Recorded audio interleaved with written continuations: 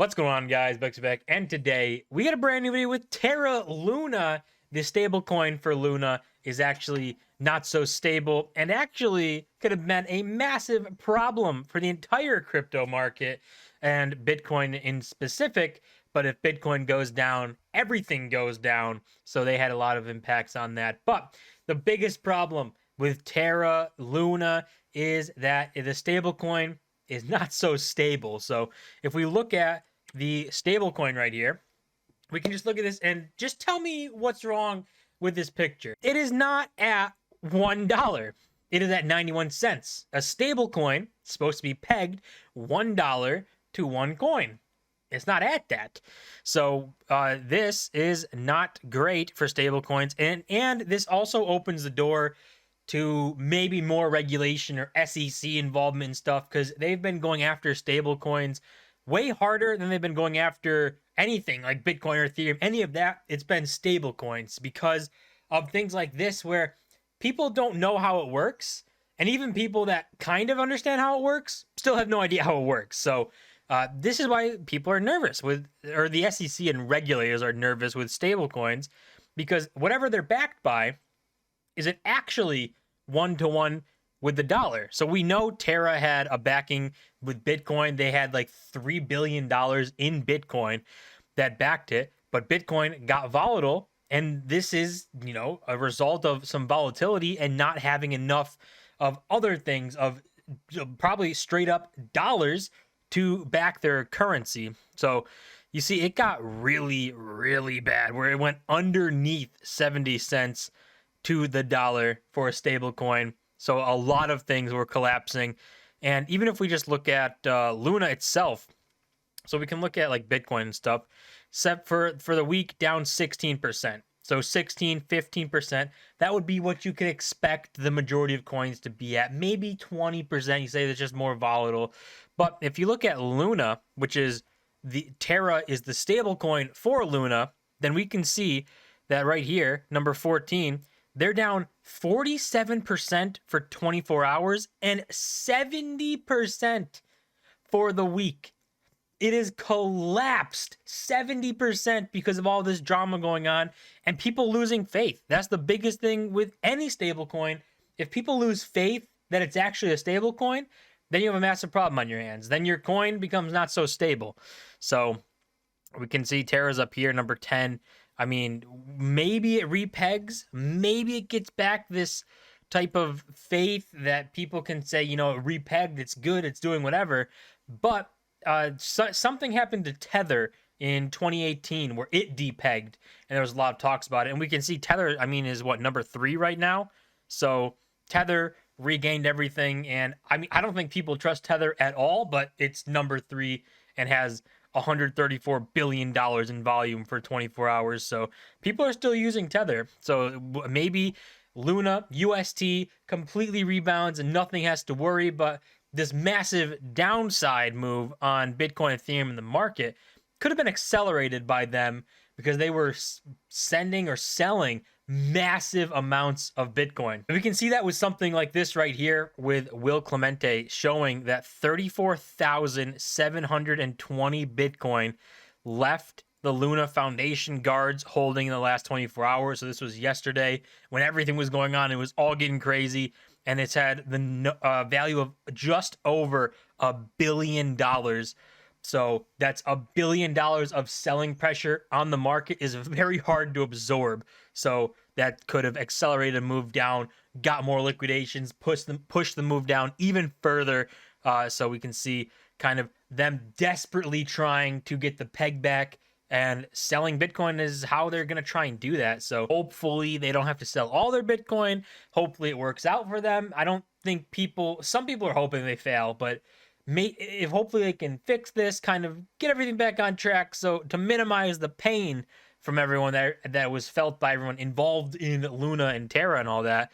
But Bitcoin, if you force Bitcoin down, it's just going to force the rest of the market down too. And we can see how bad things really got from even CoffeeZilla was tweeting about it with 87 cents was where it was at when people were, saying, this is getting crazy, and it got even worse to 76 cents.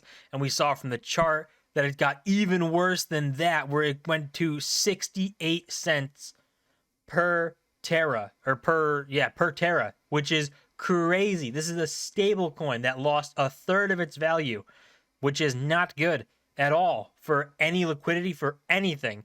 So looking at these tweets and stuff, like USC falling apart would be a record collapse of stable. This is unprecedented.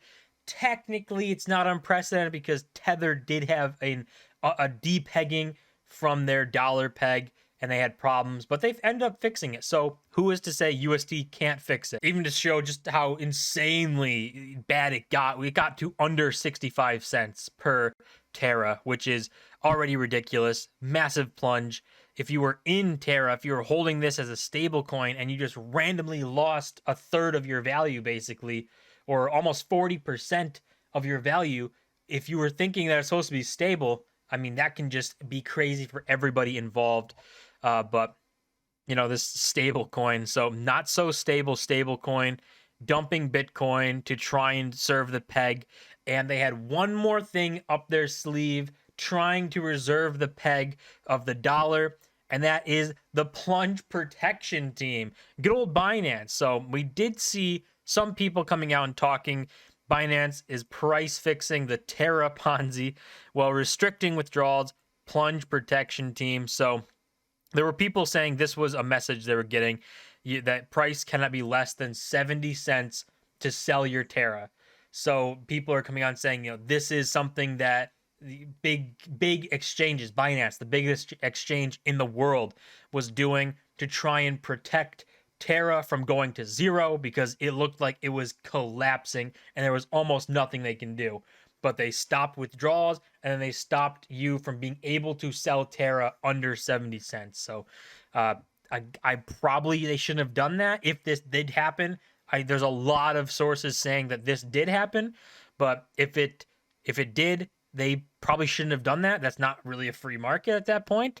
If something is not meant to survive and it collapses, then it collapses. When people who are building after that have to learn from the mistakes of Terra, if you're going to try and build another algorithmic stable coin and try and back it with Bitcoin, learn from their mistakes so that you don't make the same mistakes. If you just bail someone out, then innovation never moves forward because they don't have to. But we can see from all of this, I mean, so far, almost repegged, 91 cents for Terra.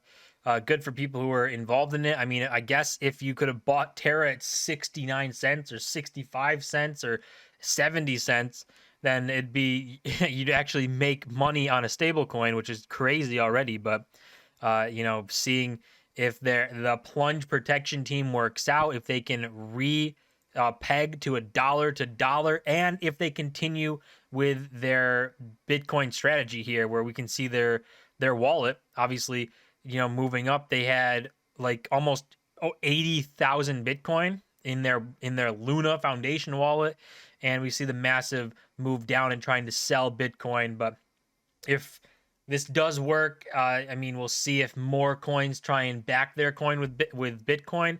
I doubt it. It feels like this is a way for regulators to look at this and just point at it and say, see, this is why you need us in the market. You're going to get burned. You're playing with fire. You're going to get burned. So maybe this opens the door to the SEC or financial regulations, something coming in to regulate stable coins. They've already been going after stable coins, so it wouldn't surprise me one bit if they did want to do that, because obviously they want to regulate it. Their goal is to protect investors. So, I mean, they can point to that and say people thought this was going to be $1, thought it was a stable coin, and people who were involved in it, they got wrecked, and they could have lost almost 40% of their value in something that is supposed to be a stable coin, and come in and try and regulate. So that wouldn't be surprised if that's a move that they try and make. As for Bitcoin, though, it actually didn't do too bad. So, you know, Bitcoin is massive selling volume. We've been at 63 billion. I think yesterday it was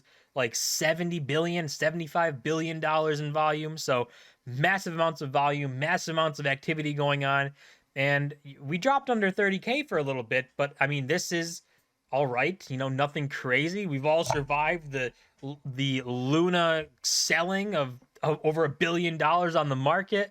So we'll see, you know, this seems to have absorbed the price. It got down to prices where a lot of people were probably waiting at. It got under 30K. A lot of people said they were going to back up the truck and buy Bitcoin under 30K. So maybe we're seeing that. People got that opportunity and they jumped in the market and bought a bunch of Bitcoin.